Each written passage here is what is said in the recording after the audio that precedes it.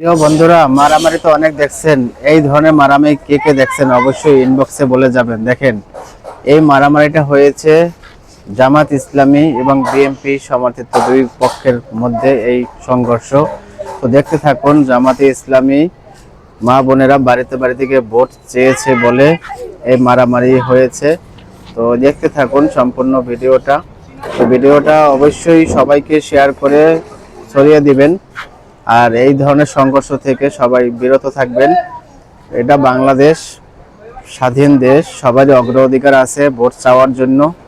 তো জামাত ইসলামী মা বোনেরা বাড়িতে গিয়ে মা বোনদেরকে ভোটের কথা বলছে বলে আজকে এই সংঘর্ষ হয়েছে।